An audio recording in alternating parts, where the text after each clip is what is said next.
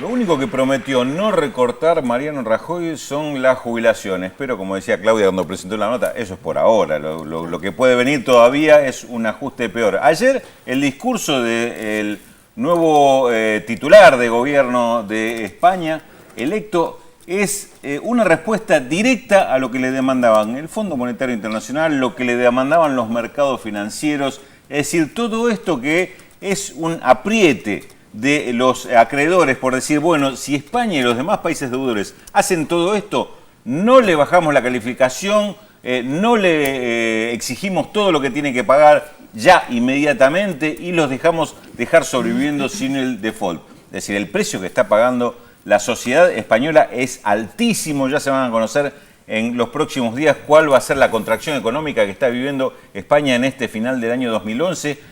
¿A cuánto puede ascender el desempleo que según el último dato llegaba al 23%? ¿Y cómo puede seguir la economía con un ajuste tan brutal como el que ayer anunció Mariano Rajoy de 16.500 millones de euros? Uno dice, está haciendo exactamente lo contrario de lo que debe ser un país que se está hundiendo. En vez de utilizar el Estado para recuperarlo, para darle dinamismo a la economía, lo que hace es el Estado se retira, le suelta la mano a la economía y que sea lo que Dios o quien usted crea quiera. Realmente esta es la situación de España, que se está embarcando en el mismo proceso que vivieron antes Grecia, que está viviendo Italia en estos días, y el camino del ajuste que lamentablemente va a traer mayor sacrificio para los pueblos y seguramente esto no es ni una solución ni una salida. ¿Qué pasaba mientras tanto en Buenos Aires, en el Congreso, más precisamente con la presentación de Hernán Lorenzino, donde tiraba las pautas de lo que va a ser la gestión de gobierno del año 2012? Sorprendió a muchos que habían especulado con que, bueno, Lorenzino, por el origen que tiene, secretario de Finanzas, fue el que negoció, seguramente va a anunciar que lo prioritario para Argentina va a ser arreglar con el Club de París. No, no va a ser lo prioritario. Insistió en que va a ser, siendo el eje de la gestión, el tema de asegurar el crecimiento con inclusión social, cuáles son las herramientas que va a utilizar, y justamente en el tema deuda dijo, no se toca la política de desendeudamiento. Vamos a seguir desendeudándonos, bajando esto que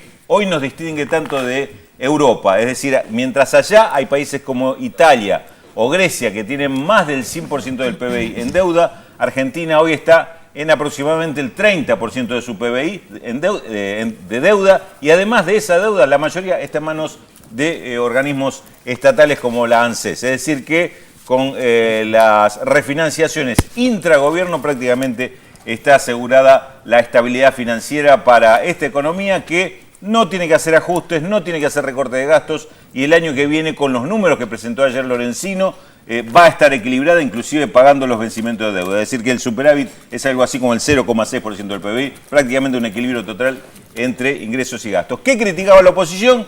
Dicen que está ocultando ingresos el Estado, que va a tener más recaudación de la que tiene, con lo cual estaría ocultando el destino. Es decir, fíjense lo que son las cosas. En Argentina lo que se le critica al gobierno es que va a lograr más ingresos de los que realmente está diciendo que va a tener, que está proyectando tener.